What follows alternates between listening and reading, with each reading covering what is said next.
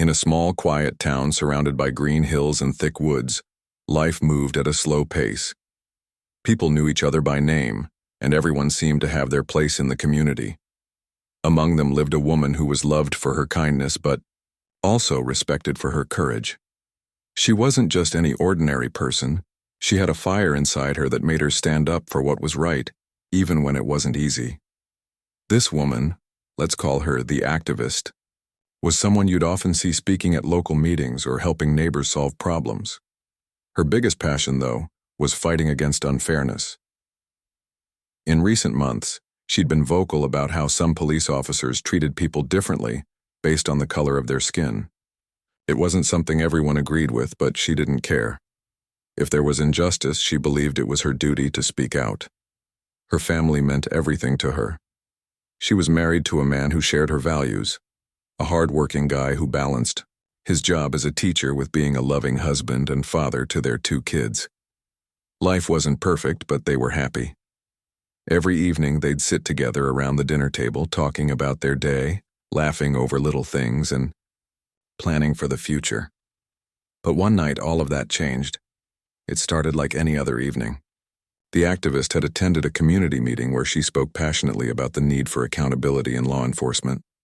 Afterward, she got into her car and began driving home. The roads were empty, the kind of quiet that comes after sunset in a sleepy town.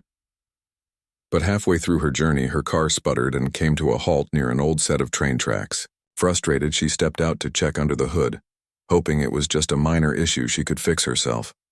That's when the trouble began. Out of nowhere, red and blue lights flashed behind her. A police cruiser pulled up, and 3 officers stepped out. At first, she thought maybe they were stopping to help. Instead, their tone was cold and accusatory. One of them recognized her immediately. "Oh, it's you," he said, sneering. "The one always causing trouble." She tried to stay calm, explaining that her car had broken down. But the officers weren't interested in listening.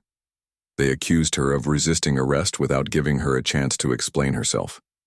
Before she knew it, they had her hands cuffed, behind her back. Panic set in as they dragged her toward the train tracks. What happened next was unimaginable. The officers tied her to the cold metal rails, leaving her helpless and terrified. Their laughter echoed in the dark night as they taunted her, warning her not to meddle in matters that didn't concern her. Then they left her there, alone, with the distant rumble of an approaching train growing louder by the second. As she lay there, heart-pounding, tears streaming down her face, she couldn't believe this was happening. How could anyone do such a thing? What had she done to deserve this? Thoughts raced through her mind. Her children waiting for her at home. Her husband wondering where she was. The unfinished conversations she'd never get to have. Fear gripped her tightly, but deep down, she held onto a sliver of hope. Someone would find her. Someone would save her. Little did she know, miles away, her husband was already feeling uneasy. Dinner was getting cold, and the kids kept asking why Mommy wasn't home yet. He tried calling her phone repeatedly, but there was no answer. Something felt off. Knowing her habits, he decided to drive along the route she usually took, searching for any sign of her. When he reached the spot where her car was parked awkwardly on the side of the road, his stomach dropped. The hood was still warm, and nearby, he noticed tire marks leading toward the train tracks. His instincts kicked in as he grabbed a flashlight and followed the trail. Each step felt heavier than the last, dread building in his chest. Then, he heard it, the unmistakable sound of a train whistle piercing the night air. Breaking into a run, he finally saw her, bound to the tracks, crying and struggling to free herself. Time seemed to freeze as he realized how close she was to disaster. Without wasting a second, he rushed to her side, shouting her name. This moment would change everything for her, for him, and for the entire town. The husband's heart was pounding so hard he could feel it in his throat. He ran faster than he ever had in his life, his breaths coming in short, sharp bursts. The sound of the train grew louder with every passing second, its headlights now visible in the distance. His mind raced as he thought about what might happen if he didn't reach her in time. He couldn't let himself think that way. He had to focus. He had to save her. When he finally reached the tracks, he dropped to his knees beside her. Her face was streaked with tears, and her voice trembled as she called out his name. "I'm here," he said firmly, trying to keep his own voice steady, even though his hands were shaking. "I've got you." He pulled out his pocket knife, the same one he'd carried since his days in the military, and began cutting through the ropes that bound her wrists. The train's horn blared again, closer now, drowning out everything else. Each second felt like an eternity. Finally, the last rope snapped free, and he grabbed her arm, pulling her up. Together, they stumbled off the tracks just as the massive locomotive roared past, its wheels screeching against the rails.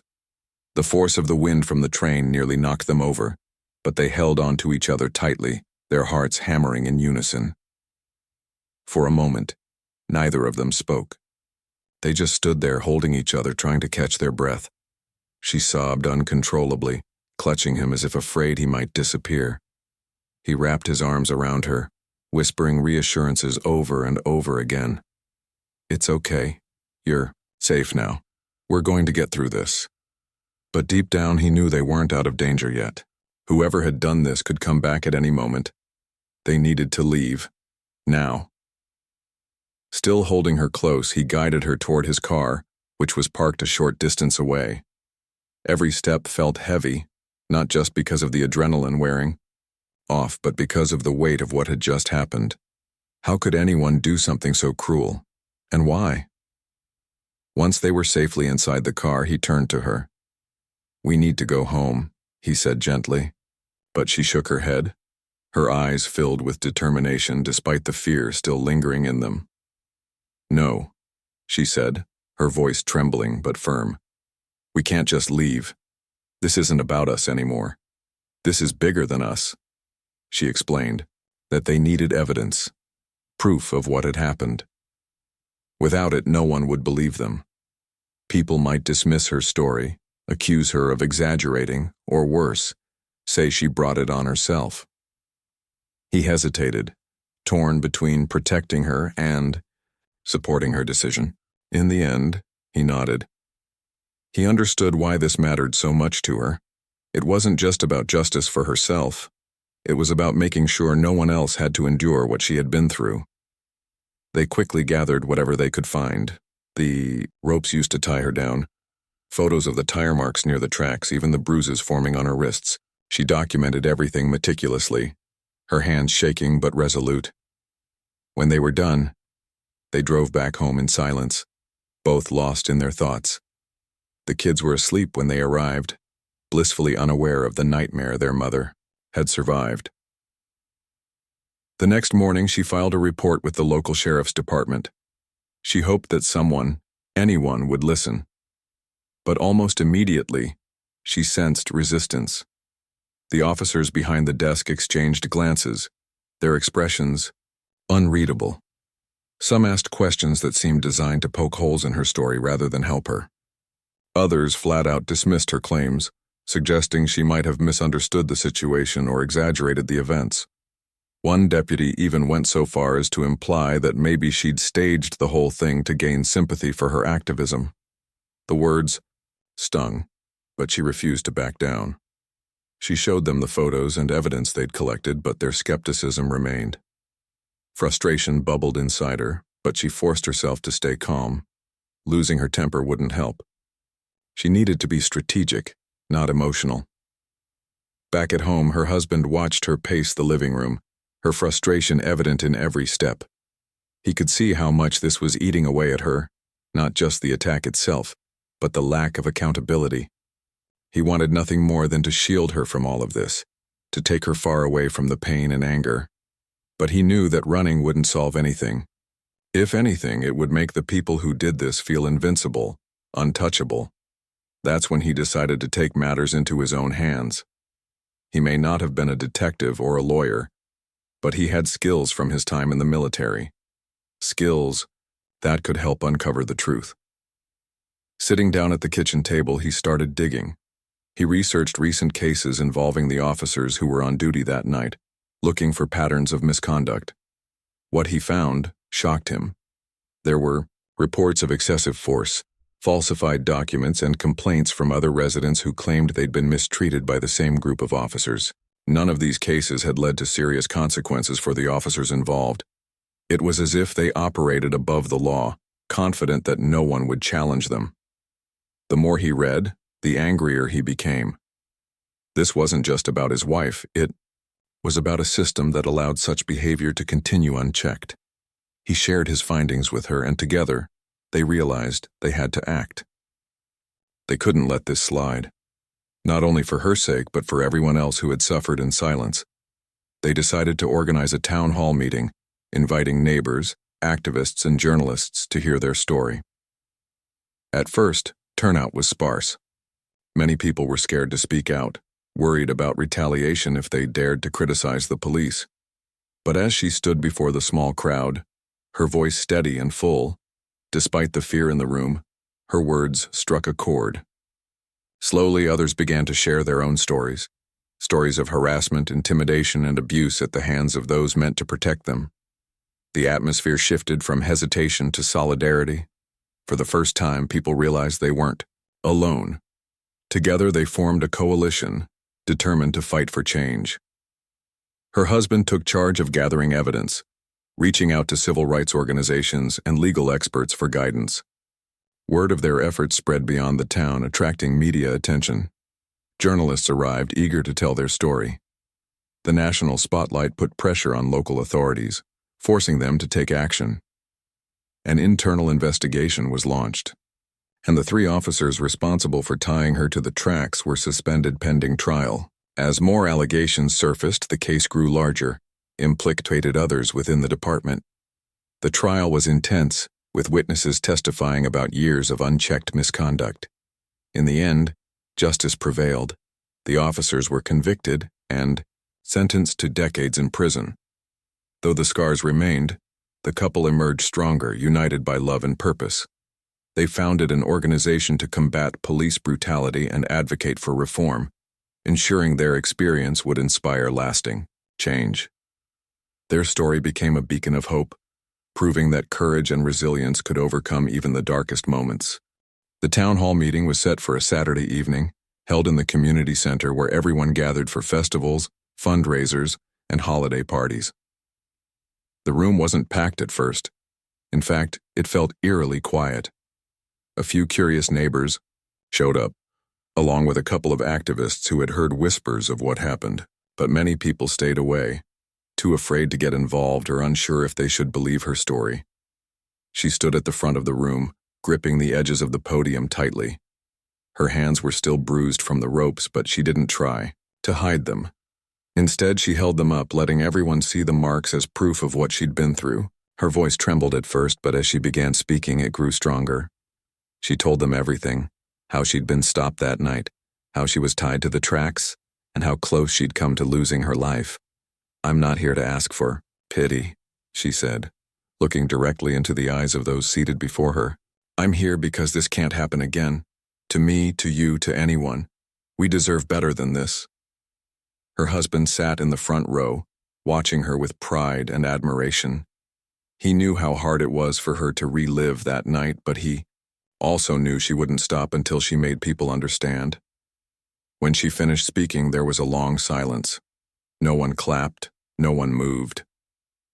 The weight of her words hung heavy in the air. Then, slowly, someone raised their hand. It was an older man who lived on the outskirts of town. "I don't know if I believe all of this," he admitted, his voice gruff but honest. "But I do know something isn't right around here. My grandson got pulled over last month for no reason. They said he fit the description of someone they were looking for, but he didn't even look like the guy in the picture they showed me." Others began nodding, murmuring among themselves. One by one, more people started sharing their stories. A young woman talked about being followed home by a patrol car after leaving work late at night. A father described how his teenage son was questioned and searched during a routine traffic stop, even though he hadn't done anything wrong. Each story added another layer to the growing picture of mistrust between the community and the police. Her husband listened intently, taking notes and jotting down names. He realized these weren't isolated incidents. They were part of a pattern, a culture of fear and intimidation that had gone unchecked for far too long. When the floor opened for questions, he stepped up to speak. His tone was calm but firm as he explained what he'd uncovered during his research: reports of misconduct, complaints swept under the rug, and officers acting as if they were above the law. "This isn't just about us," he said, gesturing toward his wife. "This is about holding people accountable. If we stay silent, nothing will change, but if we stand together, we can make sure this never happens again." By the end of the meeting, the mood in the room had shifted. People weren't just listening, they were ready to act. They exchanged phone numbers, promised to attend future meetings, and agreed to spread the word. For the first time in years, the community felt united, not divided by fear, but brought together by a shared desire for justice.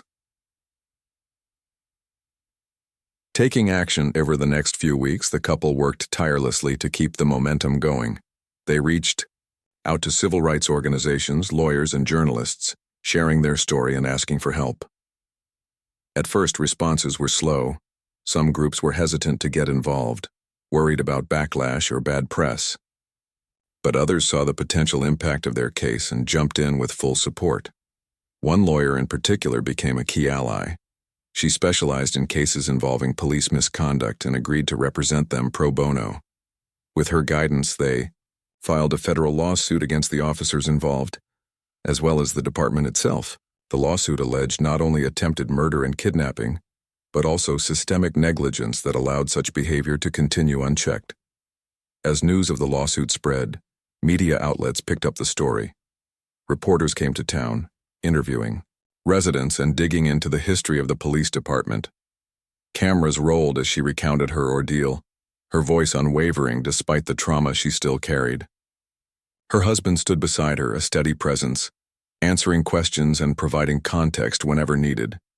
The attention put pressure on local authorities to take action. An internal investigation was launched, and the 3 officers responsible for tying her to the tracks were suspended pending trial. But the deeper investigators dug, the more disturbing the findings became. Complaints against these officers dated back years, allegations of excessive force, racial profiling, and falsified reports. Yet none of them had ever faced serious consequences. The revelations shocked the town. Even those who had initially doubted her story couldn't ignore the mounting evidence. Conversations shifted from skepticism to outrage. Neighbors who once avoided discussing the issue now spoke openly about their frustrations. The couple's efforts had ignited a spark, a demand for accountability that couldn't be ignored. Preparing for battle. While the legal process unfolded, the couple focused on building a broader movement. They founded an organization dedicated to combating police brutality and advocating for reform. Its mission was simple: to ensure that no one else would suffer the way she had. They named it Tracks to Freedom, a nod to the night that changed everything. Through Tracks to Freedom, they organized workshops, distributed resources, and trained community members on how to document abuses safely and effectively. They also pushed for legislative changes, working with lawmakers to draft bills aimed at increasing transparency and accountability within law enforcement agencies. Their work wasn't easy. There were days when exhaustion threatened to overwhelm them, when the weight of everything they'd been through felt unbearable, but they leaned on each other, drawing strength from their shared commitment to creating a better future for their children, for their neighbors, and for generations to come. As the trial approached, anticipation built. The courtroom was packed, with supporters, journalists, and curious onlookers. Witness after witness took the stand, recounting their own experiences with the officers involved. The prosecution presented damning evidence, including photos, videos, and internal documents that painted a clear picture of corruption and abuse. When it was her turn to testify, she walked to the stand with grace and determination. Her voice never wavered as she described the terror of lying on those cold metal tracks, the sound of the approaching train echoing in her ears. She looked directly at the defendants, refusing to let them intimidate her. By the time she finished, there wasn't a dry eye in the room.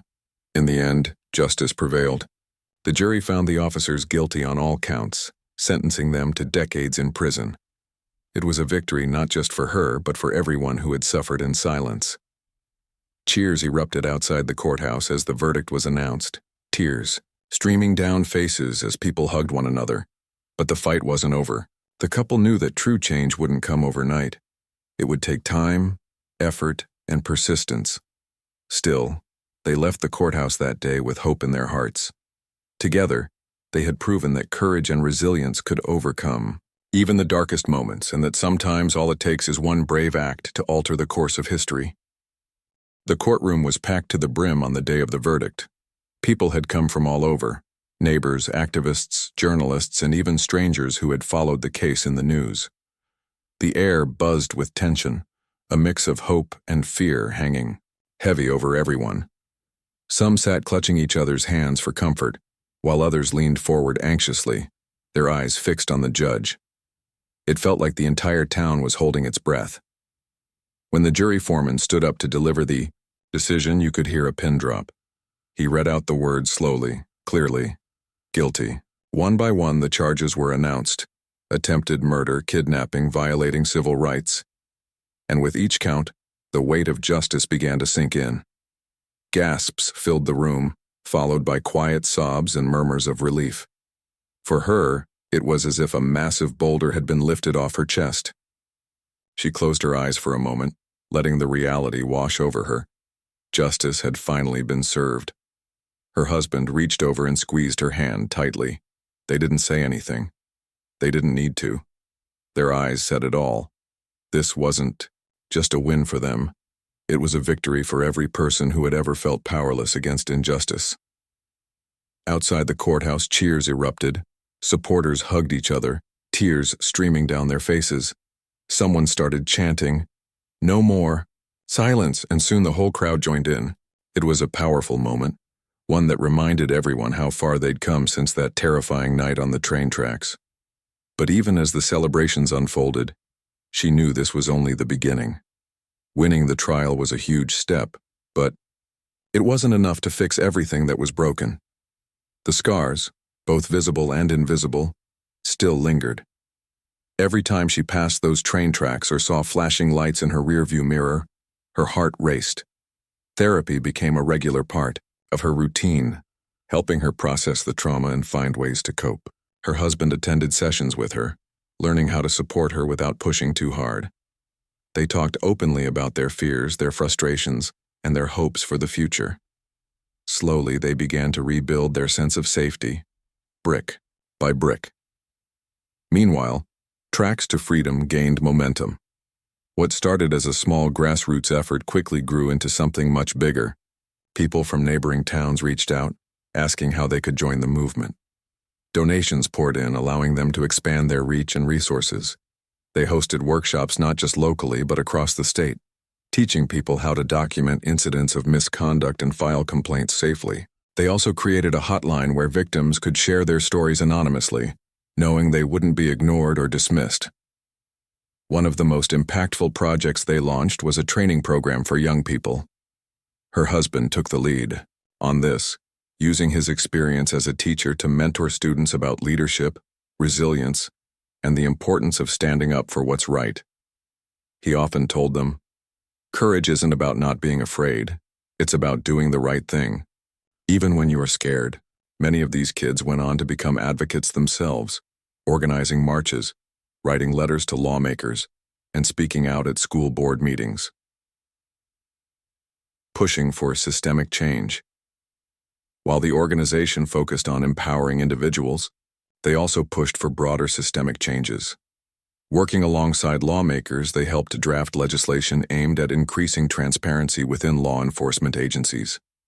One bill required body cameras for all officers, while another mandated independent investigations whenever serious allegations arose. These weren't easy battles, there was resistance at every turn, but they refused to back down. Journalists played a crucial role in amplifying their message. Articles, documentaries, and TV segments brought national attention to their cause, shining a spotlight on the issues plaguing not just their town but communities everywhere. Celebrities and public figures lent their voices to the movement, using their platforms to spread awareness. The couple appeared on talk shows, sharing their story and urging others to get involved. Each interview was exhausting yet rewarding, knowing they were reaching new audiences and inspiring action. Despite the progress, there were setbacks. Some critics accused them of exaggerating the problem or trying to vilify all police officers. Others dismissed their efforts as unnecessary, claiming the system worked fine as it was. But they didn't let negativity derail them. Instead, they used it as fuel to keep going. Whenever someone doubted them, they doubled down, working harder to prove that change was possible.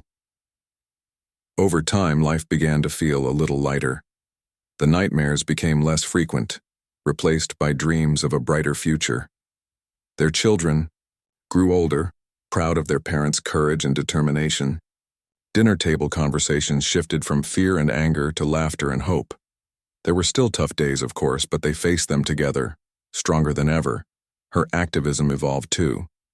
She transitioned from being the face of a single case to becoming a symbol of resilience and justice. She traveled around the country, speaking at conferences and rallies, encouraging others to stand up and demand accountability. Her speeches were raw and heartfelt, drawing standing ovations wherever she went. People often approached her afterward, thanking her for giving them the courage to speak out. Her husband continued balancing his roles as a teacher and advocate. In addition to mentoring students, he wrote op-eds and gave interviews, emphasizing the importance of education in creating long-term change. If we want a better world, he would say, we have to teach our children to value fairness, empathy, and integrity.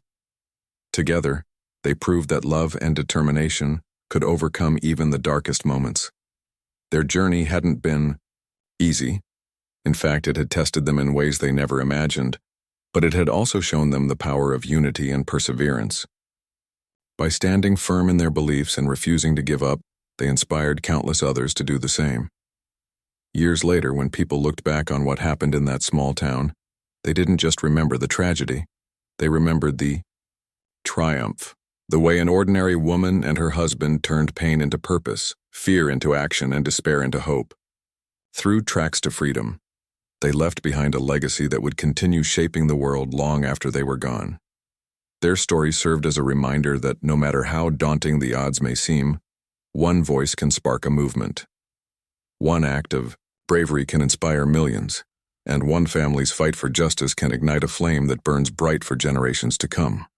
The months following the trial were a whirlwind of emotions, relief, exhaustion, and a renewed sense of purpose. The couple had fought hard for justice, but they knew their work wasn't done. The guilty verdict was a monumental victory, yes, but it didn't erase the deep-rooted issues that allowed such abuse to happen in the first place. If anything, it highlighted just how much still needed to be fixed. Her days became a delicate balancing act. On one hand, she was trying to heal from the trauma of what had happened. Therapy sessions helped her unpack the fear and anger that lingered, but some wounds ran too deep to fade quickly. Nightmares about the train tracks haunted her sleep, and loud noises sometimes sent her heart racing. Her husband was always there, offering quiet support when words felt inadequate. He cooked meals, made sure the kids stayed busy with activities, and reminded her daily that she didn't have to carry the weight alone. On the other hand, she couldn't ignore the growing momentum behind Tracks to Freedom. People across the country were watching now, eager to see what would come next. She felt a responsibility not just to herself or her family, but to everyone who had ever been treated unfairly by those in power. This wasn't just her fight anymore. It belonged to an entire movement. And so, despite the toll it took on her emotionally, she pushed forward, determined to make lasting change. One of the biggest challenges they faced was bridging the gap between the community and law enforcement. Trust had been shattered, and rebuilding it wouldn't happen overnight. Some officers tried to distance themselves from the scandal, claiming they had nothing to do with what happened. Others doubled down, accusing her and the movement of painting all cops with the same brush. It was a messy, complicated situation, and tensions remained high, but the couple refused to let anger dictate their approach. Instead, they focused on dialogue, bringing people together to talk openly about the problems and potential solutions. They organized town hall meetings, specifically designed to include both residents and police officials. These conversations weren't easy. Voices often rose, tempers flared, and disagreements erupted. But slowly, progress began to emerge. At one meeting, an older officer stood up and admitted he'd seen misconduct over the years, but had stayed silent because he feared retaliation. His confession shocked many in the room, including his own colleagues. Another officer shared how frustrated she was with outdated policies that made it harder to serve the community effectively. These moments of honesty, though rare, were crucial. They showed that not everyone in law enforcement was against reform. Some genuinely wanted to help but didn't know how. Her husband played a key role in fostering these discussions. Drawing on his experience as a teacher, he encouraged participants to listen without judgment and focus on finding common ground. "We're not here to point fingers," he would say. "We're here to figure out how to move forward, together." Over time, these meetings laid the foundation for real collaboration, with both sides working toward accountability and transparency. As Tracks to Freedom grew, so did its scope. What started as a local initiative soon expanded into a national campaign, addressing systemic issues beyond just policing. Housing discrimination, unequal access to education, and economic inequality became part of the conversation. The couple realized that true justice required tackling the root causes of injustice, not just its symptoms. They partnered with organizations focused on these broader issues, pooling resources and expertise to create a more comprehensive approach.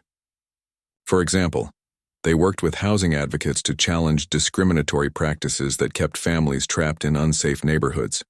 They collaborated with educators to push for curriculum changes that included lessons on civil rights and civic responsibility. And they teamed up with economists to advocate for policies that addressed wealth disparities affecting marginalized communities. Each new partnership brought fresh energy and ideas, helping the movement gain even more traction. Social media played a huge role in spreading their message, allowing them to connect with supporters worldwide. Hashtags like Honor Tracks to Freedom and Justice for All trended regularly, drawing attention to specific cases and policy proposals. People posted stories, artwork, and videos inspired by the movement, creating a wave of solidarity that transcended borders. Of course, not everyone was on board. As their influence grew, so did opposition. Critics accused them of being too radical, saying their demands were unrealistic or divisive. Some claimed they were anti-police, ignoring the fact that their goal was reform, not destruction. Others dismissed the movement altogether, insisting that racism and corruption were things of the past. The couple handled this backlash with grace and determination. When detractors attacked them online, they responded with facts and empathy, refusing to stoop to insults or hostility. During debates, they stayed calm and composed, using personal stories to illustrate why change was necessary. "You don't have to agree with us," she often said, "but you can't deny that something is wrong. Look at the evidence. Listen to the voices of those who've been hurt." Their resilience earned them respect, even from some skeptics. A former critic once wrote an op-ed admitting he'd underestimated the movement's importance. "I thought they were exaggerating," he confessed. "But after seeing the data and hearing first-hand accounts, I realize how blind I've been. We need to do better." Perhaps the most rewarding aspect of their journey was seeing how it inspired young people. Kids who had grown up watching their parents fight for justice were now stepping up to lead the charge. High school students organized walkouts to protest discriminatory policies.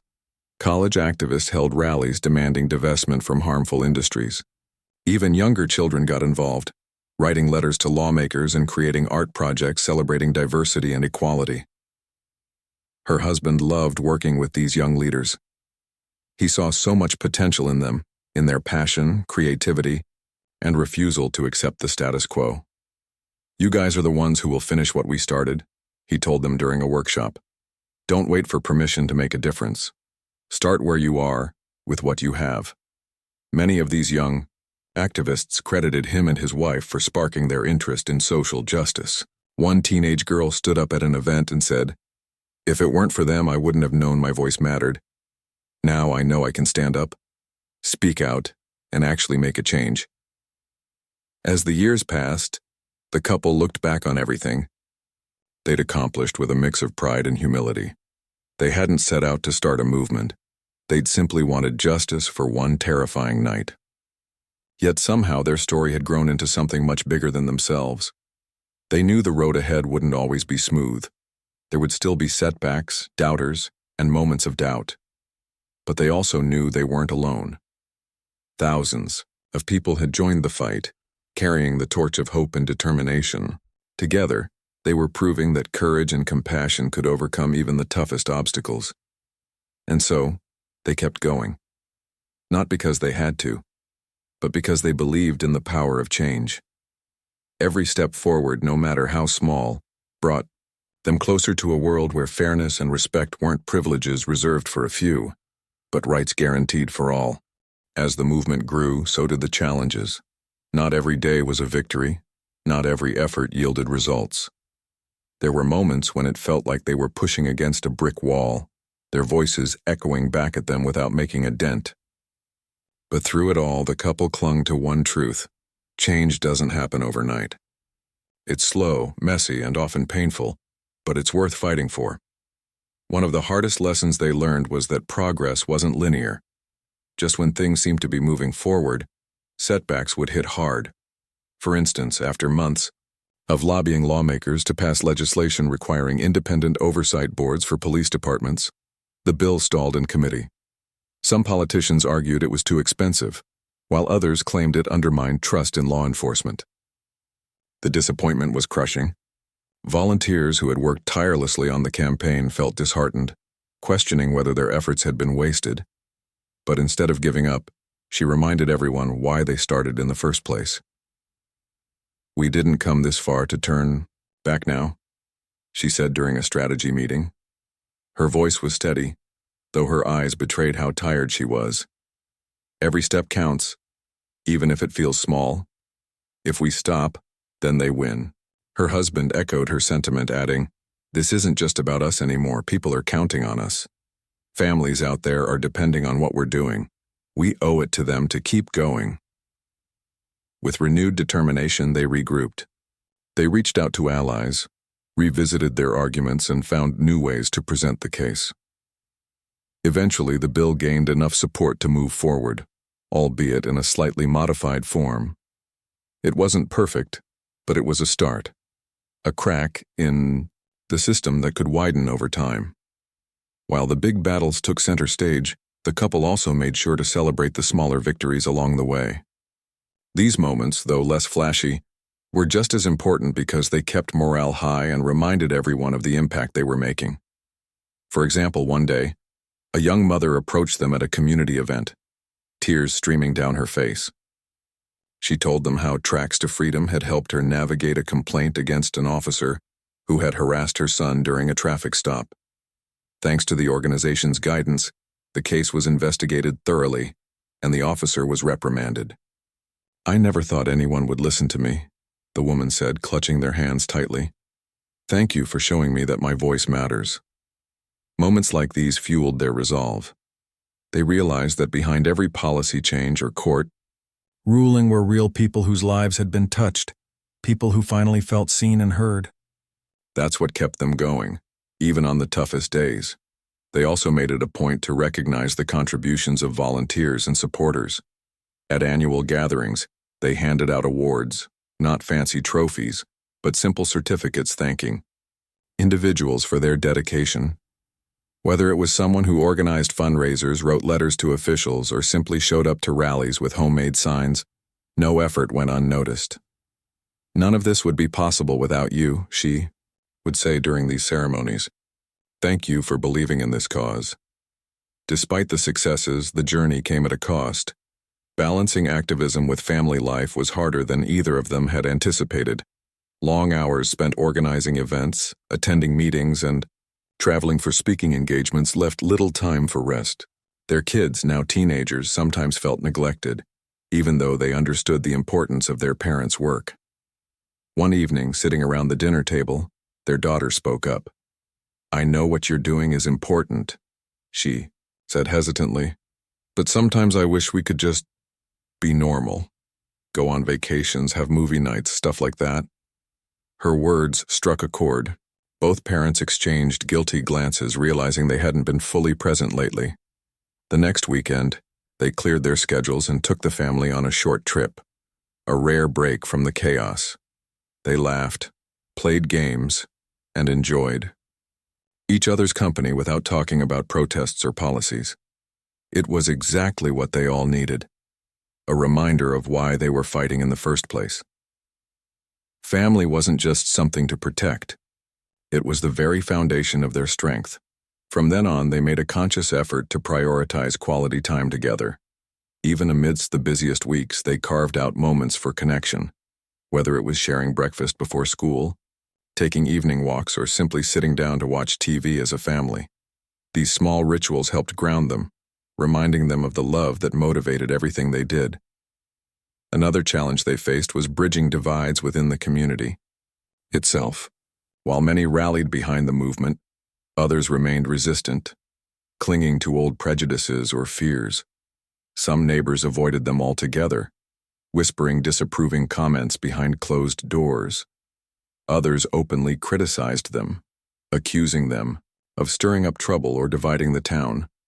Rather than retreat into defensiveness, the couple chose compassion. They invited skeptics to join conversations, asking questions instead of making accusations.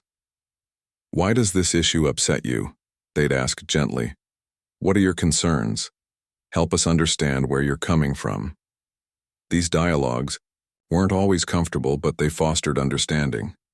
One man, initially a vocal critic, admitted he'd been misinformed about the movement's goals. After attending a few meetings and hearing personal stories, he began volunteering, with Tracks to Freedom, using his skills to design promotional materials. "I thought you were attacking our way of life," he confessed. "But now I see you're trying to make it better, for everyone." Even those who didn't fully agree with the movement started respecting the couple's commitment. A local business owner donated space for events, saying, "I may not see eye to eye with everything you stand for, but I admire your courage. This town needs more people like you." As the years went by, the couple reflected on how much their perspective had shifted since that fateful night on the train tracks. Back then, survival had been their sole focus. Now they saw themselves as part of something larger, a collective effort to create a fairer, kinder world. She often joked that she'd gone from being just a regular person to becoming a symbol of hope. But deep down, she knew she wasn't special. She was proof that anyone could rise to the occasion when pushed far enough. "If I can do this," she'd tell audiences during speeches, "then so can you. You don't need superpowers or connections. All you need is the willingness to stand up and say enough." Her husband shared similar sentiments, emphasizing the importance of teamwork. "This isn't about heroes," he'd say. "It's about communities coming together. No one person can fix everything, but together we can accomplish the impossible." Their humility resonated deeply with others. People admired not just their courage, but their authenticity. They weren't perfect. They made mistakes, faced doubts, and struggled just like everyone else. Yet they refused to let fear or failure define them. Instead, they used their experiences to inspire others, proving that resilience comes not from avoiding hardship, but from facing it head-on. Though the scars of the past would always remain, the couple looked toward the future with hope. Their children were growing into compassionate, socially conscious adults ready to carry the torch. Their organization continued expanding, reaching corners of the country they'd never dreamed of touching.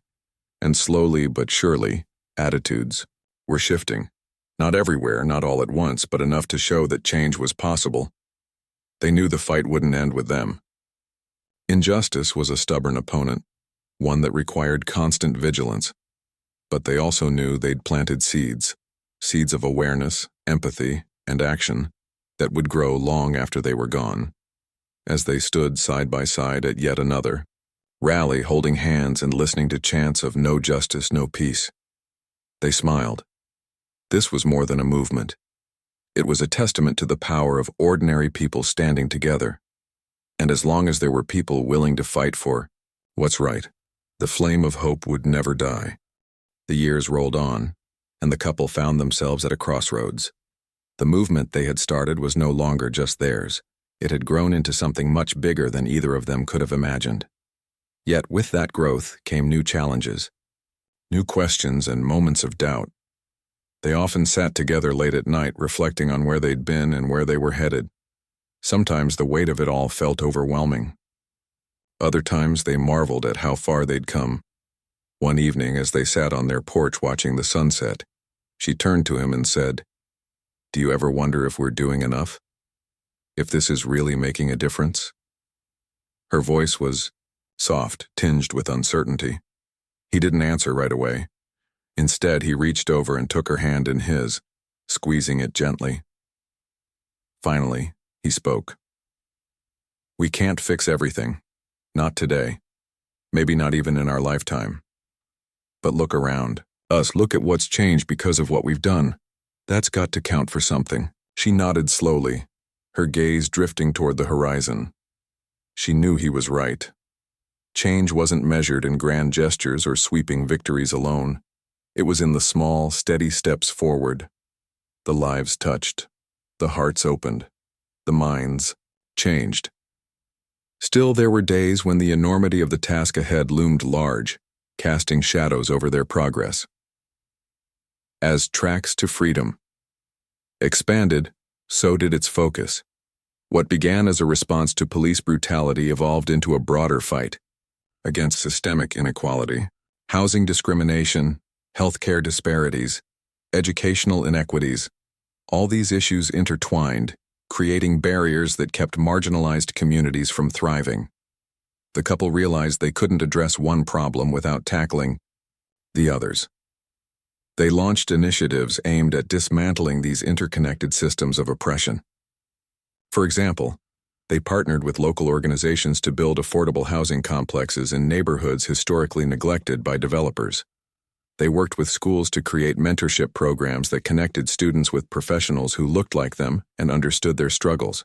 And they collaborated with medical professionals to advocate for policies ensuring equal access to quality healthcare. Each project required immense effort, but the results spoke for themselves. Families moved into safe, stable homes. Students graduated high school with clear plans for the future. People who once avoided doctors due to cost or bias now received the care they needed. These successes weren't flashy. They didn't make headlines, but they mattered deeply to those whose lives were transformed. Her husband often joked that they were building a better world, one brick at a time. It was a phrase that stuck, becoming a mantra for everyone involved in the movement. No matter how daunting the obstacles seemed, they reminded themselves that every action, no matter how small, contributed to the greater goal. Despite their dedication, the relentless pace began to take its toll. Both of them felt stretched thin, juggling activism with family responsibilities and personal well-being. Sleepless nights became the norm, and stress headaches followed them everywhere. Even their kids noticed, urging them to slow down before they burned out completely. At first, they resisted. How could they step back when so much still needed to be done? But eventually, they realized that self-care wasn't selfish. It was essential. If they collapsed under the pressure, the movement would suffer too. So they made changes, setting boundaries to protect their mental and physical health. For her, this meant carving out time each week for therapy and journaling, a practice she credited with helping her process the trauma of the past. She also rekindled old hobbies like painting and gardening, finding solace in creativity. For him, it meant reconnecting with nature through long hikes and teaching himself to play guitar, a skill he used to entertain their kids during family nights. Together, they prioritized rest, scheduling regular vacations, even if it was just a weekend getaway to recharge. These breaks weren't escapes, they were investments in their ability to keep fighting. When they returned, they felt refreshed, ready to tackle whatever lay ahead. Through it all, they learned valuable lessons about leadership, resilience, and humanity. One of the most profound insights came from listening to the people they sought to help. Early on, they had assumed they knew best, crafting solutions based on their own experiences. But as they engaged more deeply with the community, They realized they didn't have all the answers, and that was okay. "We're not saviors," she told a group of volunteers during a training session. "We're allies. Our job isn't to tell people what they need. It's to listen and amplify their voices." This shift in mindset strengthened their work, empowering individuals to take ownership of their own struggles and solutions. They also learned the importance of celebrating diversity within the movement.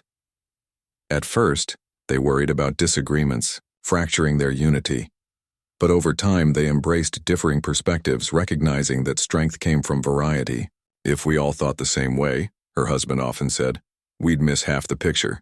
It's our differences that make us stronger."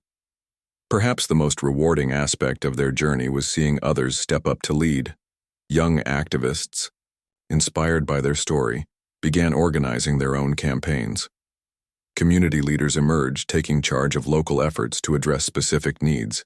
Even former skeptics joined the cause, using their influence to push for change. One standout leader was a young woman who had attended one of their earliest workshops. At the time, she was shy and unsure of herself, hesitant to speak up. But over the years, she blossomed into a powerful advocate, spearheading initiatives to improve education access in underserved areas. When she stood on stage at a national conference thanking the couple for inspiring her, they felt an overwhelming sense of pride, not just in her achievements, but in knowing they had helped nurture someone capable of carrying the torch. "You planted the seeds," she told them afterward. "Now we're watering them." It was a reminder that true leadership wasn't about holding on to power. It was about empowering others to rise.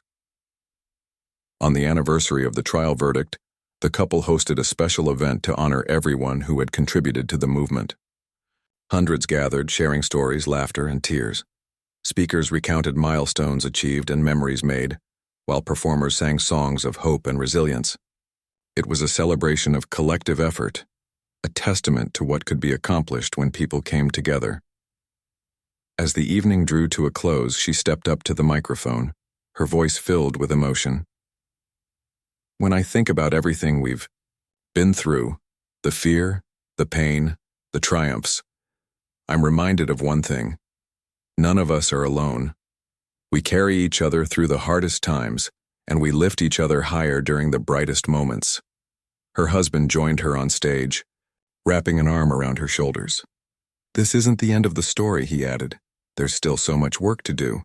But if we keep standing together, keep believing in the possibility of a better world, then nothing can stop us." The crowd erupted in applause, cheers echoing into the night.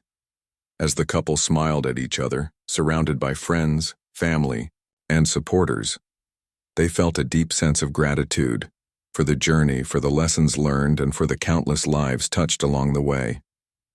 They knew the road ahead wouldn't always be easy. There would still be battles to fight, injustices to confront, and moments of doubt. But they also knew they weren't walking it alone. Together, they had proven that courage, compassion, and unity could overcome even the toughest odds. And as long as there were people willing to stand up and demand justice, the dream of a fairer, kinder world would remain alive. The years continued to pass, and the couple found themselves reflecting more and more on the legacy they were building, not just for themselves, but for future generations. They had always known that their fight wasn't just about fixing what was broken today. It was about ensuring a better tomorrow for those who would come after them. That idea stayed at the forefront of everything they did, guiding their decisions and fueling their determination. One day, as they sat together in their living room flipping through old photo albums, they paused at a picture taken shortly after the trial. In it, she stood alongside her husband, holding hands and smiling despite the exhaustion etched on their faces. Surrounding them were dozens of supporters, neighbors, activists, journalists, all united by a shared purpose. Looking at that image now, years later, they couldn't help but marvel at how far they'd come since then. "Do you remember how scared we were?" she asked softly, pointing to the photo. "I mean, we didn't even know if anyone would listen to us back then." He chuckled, leaning closer to get a better look. "Yeah, but look at this crowd," he said, tapping the photo. "All these people showed up because they believed in what you were saying. And look where we are now. I don't think either of us could have imagined this. She nodded, tracing the edge of the photograph with her finger. It's funny, isn't it? We started out wanting justice for one night, a single moment of horror, and somehow it turned into this. She gestured around the room, where awards, letters of gratitude, and mementos from rallies lined the walls. This whole movement, all these lives changed. It's overwhelming sometimes. As much as they loved leading the charge, they also understood that movements like theirs couldn't rely on just two people forever. The world was changing, and so were the people in it. Younger voices were rising, bringing fresh perspectives and energy to the table. It was time for them to step aside, not completely, but enough to let others take the lead. They began mentoring young activists, sharing the lessons they'd learned over the years. One of their favorite pieces of advice was simple yet profound. Don't wait for permission to make a difference. Start where you are, with what you have. They encouraged these emerging leaders to trust their instincts, embrace collaboration, and never lose sight of why they were fighting in the first place. One young man, barely out of college, became a standout figure in the movement. He had grown up watching the couple's story unfold, inspired by their courage and resilience. When he finally met them in person, he admitted he'd been intimidated at first. "You guys are legends," he said sheepishly. "But talking to you makes me realize you're just regular people who decided to do something extraordinary." They laughed at the word legends, but appreciated the sentiment behind it. To them, being ordinary was exactly what made their story powerful. If two everyday people could spark such massive change, then anyone could. That belief became a cornerstone of their mentorship, reminding everyone that heroism wasn't reserved for the chosen few. It was available to anyone willing to try. While much of their work remained focused locally, they also began expanding their reach globally. Through partnerships with international organizations, they connected with communities facing similar struggles in other countries. Police brutality, systemic racism, economic inequality, these weren't unique to their town or even their nation. They were universal issues that transcended borders, affecting millions worldwide. Traveling abroad opened their eyes to new challenges and opportunities. In some places, they witnessed unimaginable hardships. Entire neighborhoods ravaged by poverty, families torn apart by violence, and governments turning a blind eye to suffering. Yet amid the despair, they also saw incredible resilience. People refused to give up, finding ways to resist oppression and demand justice even when the odds seemed insurmountable. These experiences deepened their commitment to the cause while broadening their perspective. They realized that true change required not just local action but global solidarity. So they worked tirelessly to build networks, connecting activists across continents and amplifying each other's efforts. Whether it was organizing virtual summits, sharing resources, or simply exchanging stories, they fostered a sense of unity that transcended language and culture. Back home, they shared these stories with their community, reminding everyone that their struggles were part of a larger narrative. "What happens here matters everywhere," she told a packed auditorium during a speech. "And what happens elsewhere matters here too. We're all connected." Despite their successes, they never pretended to have all the answers. Mistakes were inevitable, and they owned up to them openly. For instance, there was the time they misjudged public sentiment during a campaign, alienating some supporters in the process. Instead of brushing it under the rug, they issued an apology, explaining what went wrong and how they planned to do better moving forward. "We're human," her husband said during a press conference addressing the incident. "We're going to mess up sometimes, but the key is learning from those mistakes and growing stronger because of them." Their transparency earned them respect, even from critics. People appreciated their honesty and willingness to adapt. Over time, they became role models not just for their activism but for their humility and accountability. As they entered the later stages of their lives, the couple began thinking more about the kind of legacy they wanted to leave behind. They knew statues and plaques weren't important. It was the impact on people's lives that mattered most. So they focused on creating sustainable systems that would endure long after they were gone. They established scholarships for students pursuing careers in social justice, ensuring the next generation of leaders had access to education and resources. They set up endowments to fund grassroots initiatives, empowering communities to tackle issues on their own terms, and they documented their journey extensively, writing books, recording interviews, and archiving materials so others could learn from their experiences. Through it all, they remained grounded, refusing to let fame or recognition distract them from their mission. Their greatest joy came not from accolades, but from seeing the ripple effects of their work, families thriving, policies changing, and hearts opening to the possibility of a fairer world. Eventually, age caught up with them, slowing their pace but never dimming their spirit. Hand in hand, they attended events, offered guidance, and cheered on the younger generation as it took center stage. Though they no longer led marches or gave speeches, their presence alone was a source of inspiration. On their final public appearance, together they stood side by side on a stage surrounded by thousands of supporters. Her voice trembled slightly as she spoke, but her message was clear. We may not be here forever, but the movement will live on, as long as there are people willing to stand up and say, "Enough," her husband added, his voice steady and full of conviction. This isn't the end of the story. It's just the beginning. Keep fighting. Keep believing. Together we can create a world where everyone has a seat at the table. The crowd erupted in applause, tears streaming down faces as people hugged each other tightly. As the couple stepped off the stage, arm in arm, they exchanged a glance filled with love, pride, and quiet satisfaction. They had given everything they had to this cause, and in return they had received something far greater: hope. Hope that their children, grandchildren, and countless others would inherit a kinder, fairer world. Hope that the sacrifices of today would pave the way for brighter tomorrows.